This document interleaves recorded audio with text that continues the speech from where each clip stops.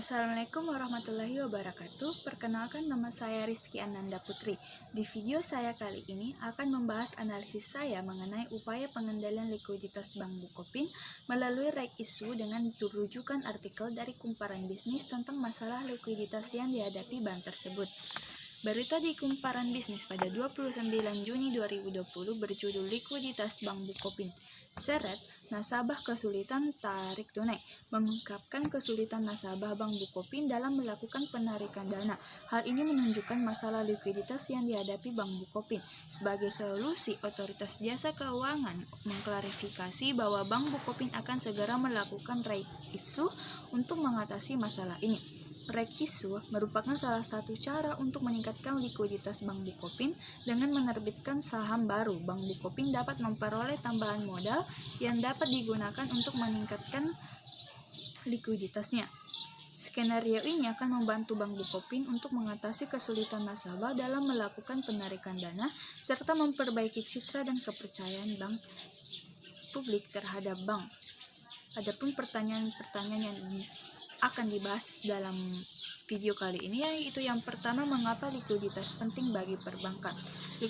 Likuiditas sangat penting bagi perbankan karena memungkinkan bank untuk memenuhi kewajiban keuangannya seperti memenuhi permintaan penarikan dana oleh nasabah dan memberikan pinjaman kepada debitur. Likuiditas yang memadai menunjukkan bahwa bank memiliki cukup dana untuk beroperasi dan memenuhi kebutuhan pelanggannya. Pertanyaan kedua, apa dampak yang ditimbulkan dari masalah likuiditas? Masalah likuiditas dapat mengakibatkan berbagai dampak negatif bagi perbankan dan perekonomian secara keseluruhan. Adapun dampak pada perbankan, yang pertama, kesulitan penarikan dana. Nasabah mengalami kesulitan dalam menarik dana mereka, seperti yang dialami oleh nasabah Bank Bukopin. Yang kedua, kegagalan dalam memberikan pinjaman. Bank mungkin tidak dapat memberikan pinjaman karena kekurangan dana yang dapat merugikan bisnis dan ekonomi. Yang ketiga, risiko kebangkrutan. Jika masalah likuiditas tidak ditangani dengan cepat dan efektif, bank dapat menghadapi risiko kebangkrutan, sehingga dapat menyebabkan kerugian besar bagi pemegang saham, kreditur, dan nasabah. Yang keempat, penurunan kepercayaan nasabah. Ketika nasabah mengetahui bahwa bank mengalami kesulitan likuiditas, mereka mungkin kehilangan kepercayaan pada bank tersebut, sehingga dapat menyebabkan penarikan dana secara massal atau bank run yang semakin memperburuk masalah likuiditas. Adapun dampak pada perekonomian, yang pertama, ketidakstabilan sistem keuangan. Masalah likuiditas di satu bank dapat menyebar ke bank lain dan lembaga keuangan lainnya, sehingga menyebabkan ketidakstabilan di seluruh sistem keuangan yang dapat menghambat akses ke kredit, meningkatkan biaya pinjaman, dan mengurangi investasi bisnis. Yang kedua, resesi ekonomi. Masalah likuiditas yang meluas dapat menyebabkan resesi ekonomi.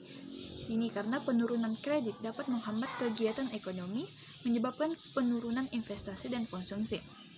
Yang ketiga, krisis keuangan. Dalam kasus yang ekstrim, masalah likuiditas dapat memicu krisis keuangan global seperti yang terjadi pada tahun 2028. Krisis ini dapat menyebabkan kerugian ekonomi yang besar dan menyebabkan ketidakstabilan politik.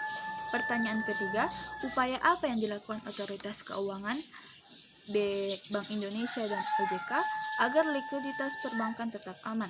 Otoritas keuangan seperti Bank Indonesia dan Otoritas Jasa Keuangan melakukan berbagai upaya untuk menjaga likuiditas perbankan tetap aman.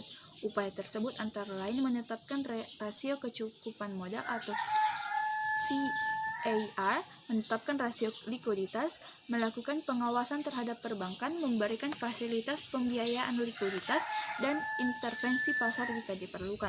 Tujuannya adalah untuk mencegah krisis likuiditas dan menjaga kestabilan sistem keuangan. Keempat, upaya apa yang dilakukan Bank Bukopin saat mengalami kesulitan likuiditas? Berdasarkan berita, Bank Bukopin sedang mengalami kesulitan likuiditas dan beberapa upaya yang mereka lakukan adalah yang pertama, menjalankan reg isu. Ini adalah salah satu cara bagi perusahaan untuk meningkatkan modal bank. Bank Bukopin menggunakan reg isu untuk mendapatkan dana segar dengan cara menjual saham baru kepada pemegang saham yang sudah ada. Dengan modal yang lebih besar, Bank Bukopin diharapkan dapat memperbaiki kondisi likuiditasnya. Yang kedua, membatasi penarikan dana. Ini adalah langkah sementara untuk mengendalikan keluarnya dana dari bank. Bank Bukopin membatasi jumlah penarikan dana yang dapat dilakukan nasabah dalam waktu tertentu yang bertujuan untuk mencegah penarikan dana secara besar-besaran yang dapat memperparah kondisi likuiditas si bank. Pertanyaan kelima, menurut Anda, apakah upaya dari Otoritas Keuangan dan Bank Bukopin sudah tepat? Upaya yang dilakukan oleh Otoritas Keuangan dan Bank Bukopin dalam mengatasi masalah likuiditas masih harus terus dipantau dan dievaluasi. Penting untuk memastikan bahwa langkah-langkah yang diambil dan tidak merugikan nasabah atau sistem keuangan secara keseluruhan. Dari sisi otoritas keuangan, langkah-langkah yang diambil perlu dikaji oleh lebih lanjut untuk memastikan efektivitasnya dalam menjaga stabilitas ke sistem keuangan. Dan dari sisi Bank Bukopin, langkah-langkah yang mereka ambil perlu dikomunikasikan secara transparan kepada nasabah agar tidak terjadi kesalahpahaman dan mengurangi risiko kepanikan. Itu saja yang bisa saya sampaikan terkait analisis pengendalian likuiditas Bank Bukopin melalui reg ISO. Lebih dan kurangnya mohon dimaafkan. Wabillahi taufiq walhidayah. Wassalamualaikum warahmatullahi wabarakatuh.